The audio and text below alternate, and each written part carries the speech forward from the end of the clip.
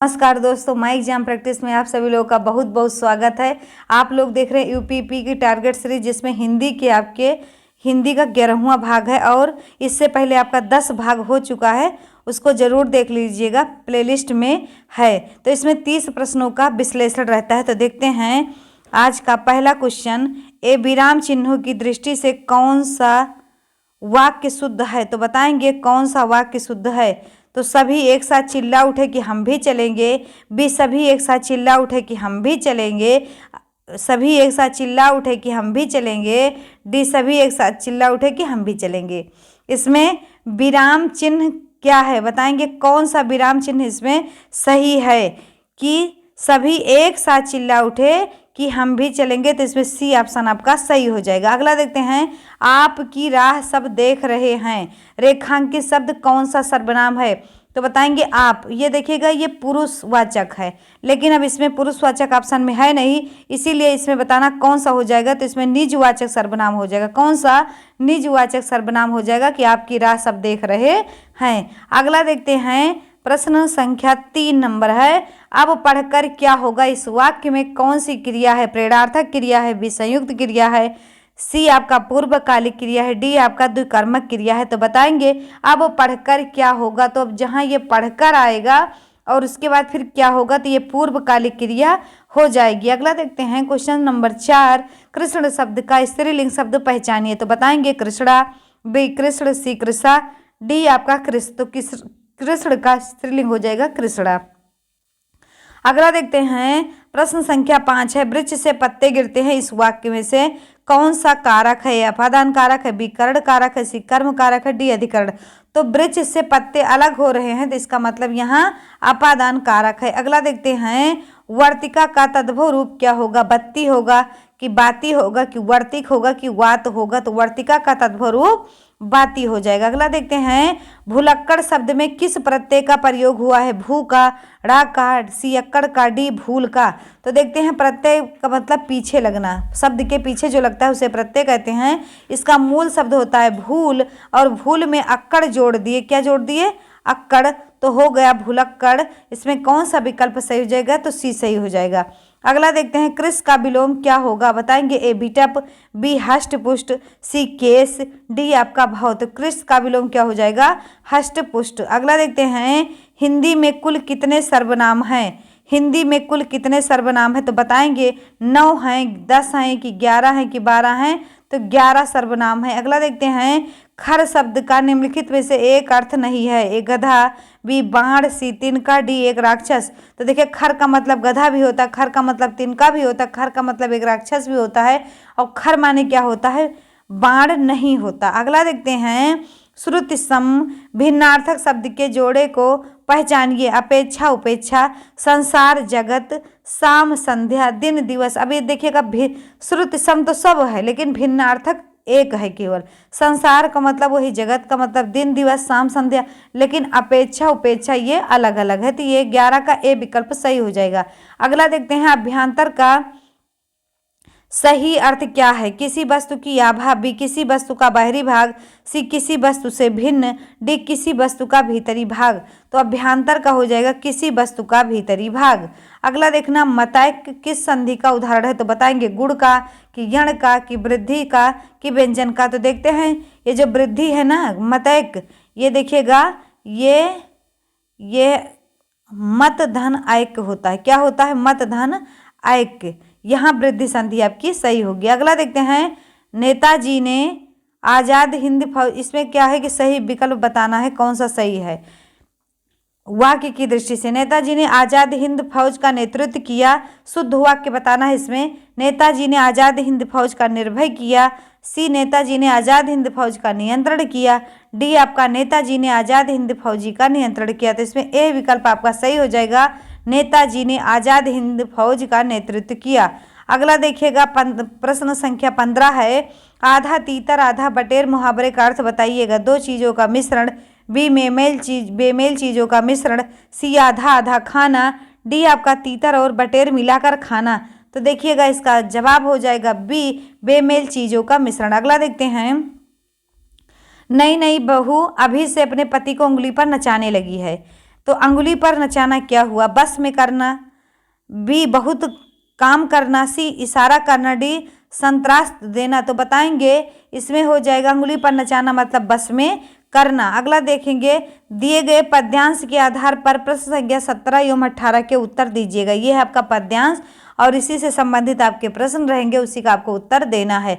ओह समय पर उनमें कितनी फलियां फूटी, कितनी सारी फलियां फूटी, कितनी प्यारी फलियां।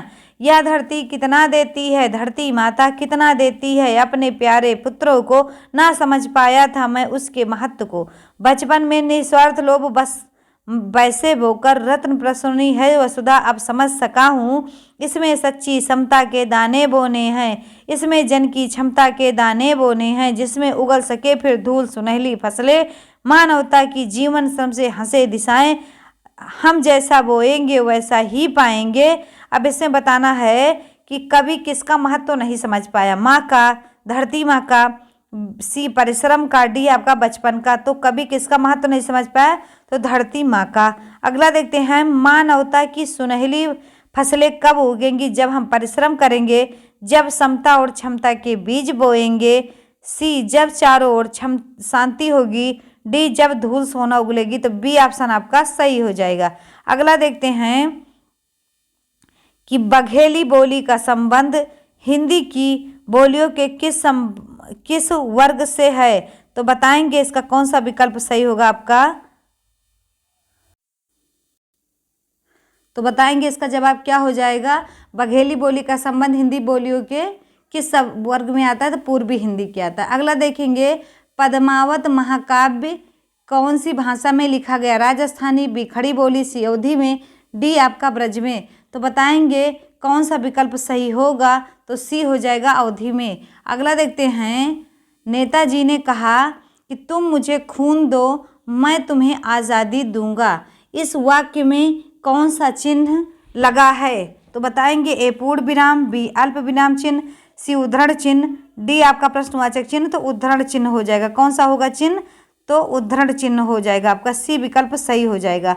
अगला देखना, मैंने मेरे को उधार लिया है वाक्य में किस प्रकार की अशुद्धि है? कारक अशुद्धि है, बी सर्वनाम संबंधी अशुद्धि है, सी लिंग संबंधी अशुद्धि है, डी आपका वचन संबंधी अशुद्धि है। तो बताएंगे कौन सा विकल्प हो जाएगा? तो इसमें मैंने मेरे को ये इतना गलत है आपका, तो सर्वनाम संबंधी अशुद्धि हो जाएगी। अगला देखेंगे, निम्नलिखित में से किस वाक्य में अकर्मक क्रिया है? ए पानी बरस रहा है, बी मैं गेहूं पिसवाता हूँ, सी श्याम निबंध लिखता है, डी राम मोहन को रुला रहा है। तो बताएंगे कौन सा विकल्प सही हो जाएगा इसमें? तो आपको बताते चले कि अकर्मक वहाँ होता है जहाँ वाक्य में को का बोध नहीं होता है। तो पानी बरस रहा है, यहाँ आप कहीं भी को नहीं जोड़ सकते, इसलिए ये अकर्मक है। अगला देखिएगा, बी मैं गेहूं को पिसवाता हूँ, यहाँ को कह सकते हैं इसीलिए सकर्मक है। श्याम निबंध को लिखता है, यहाँ को का बोध रहा है इसलिए ये सकर्मक है। राम मोहन को रुला रहा है इसीलिए यहाँ भी सकर, मतलब ये तीनों आपके सकर्मक है और ऊपर वाला आपका क्या है? अकर्मक है। अगला देखते हैं, ऋषि का स्त्रीलिंग क्या होगा? ऋषि, बी ऋषि पत्नी, सी ऋषिका, डी ऋषि। तो ऋषि की पत्नी का नाम क्या हो जाएगा? ऋषिका। ऋषि का स्त्रीलिंग ऋषिका हो जाएगा। अगला देखेंगे, बच्चे बस से पाठशाला जाते, इस वाक्य में कौन सा कारक है? बच्चे आपका कर्ता कारक है, बस से आपका क्या है? कर्ण कारक है, पाठशाला जाते हैं। अब यहाँ बताइएगा आप कौन सा कारक है? तो कर्ता तो है नहीं, अच्छा यहाँ जाने से संबंधित है इसीलिए यहाँ कर्ण कारक है, बी ऑप्शन आपका सही हो जाएगा। अगला देखते हैं, निम्नलिखित में से कौन तद्भव शब्द है? दिनकर, बी दिवाकर, सी प्रभाकर, डी सूरज। तो बताएंगे कौन सा विकल्प सही हो जाएगा? निम्नलिखित में से कौन तद्भव शब्द है? तो ये सूरज शब्द आपका सही हो जाएगा। अगला देखते हैं, प्रत्याशा शब्द में उपसर्ग है, आ, बी प्रा, सी प्रति, डी आपका प्रत्यय। तो कौन सा हो जाएगा? प्रतिधन आशा। क्या हो जाएगा? प्रतिधन आशा हो जाएगा प्रत्याशा में। ये आपका विकल्प कौन सा सही होगा? तो सी सही हो जाएगा। अगला देखते हैं, उत्थान का विलोम शब्द क्या है? प्रस्थान, बी पतन, सी विस्थापन, डी अनुत्थान। तो उत्थान का विलोम हो जाएगा पतन। अगला देखते हैं, कलश का पर्याय है जल, बी कुंभ, सी पात्र, डी उपस्कर। तो कलश का हो जाएगा पर्याय कुंभ। अगला देखते हैं, अभय उभय शब्द का युग्म का सही अर्थ क्या होगा? निर्भय दोनों, बी हवा अग्नि, सी पढ़ना पढ़ाना, डी दोनों, निर्भय तो अभय का हो जाएगा निर्भय और उभय का हो जाएगा दोनों, तो ए विकल्प आपका सही हो जाएगा। अगला देखते हैं, दोपहर के बाद का दिन क्या कहलाता है? ए पूर्वाहन, बी अपराहन, सी मध्याहन, डी प्रातराहन। तो दोपहर के बाद का दिन पूर्वाहन कहलाता है। अगला देखेंगे, वीरोचित का संधि विच्छेद बताएंगे। वीरधन उचित, बी वीरधन औचित, सी वीराधन चित, डी बीधन उचित। तो क्या हो जाएगा? वीरधन उचित गुड़ संधि अगर पूछा जाए तो इसमें कौन संधि है? तो गुड़। गंगा तट पर कुछ लोग भोजन कर रहे थे, रेखांकित शब्द में कौन सा समास है? द्वंद्व, बी तत्पुरुष, सी कर्मधारय, डी आपका बेभाव समास। तो बताएंगे गंगा तट आपका हो जाएगा तत्पुरुष समास। जिस समास का उत्तर पद प्रधान होता है वहां आपका तत्पुरुष समास होता है। तो इस सेशन का ये लास्ट क्वेश्चन था। मिलते हैं अगले 30 प्रश्नों की श्रृंखला लेकर। तब तक के लिए जय हिंद, जय भारत। पढ़ते रहिए और मस्त रहिएगा।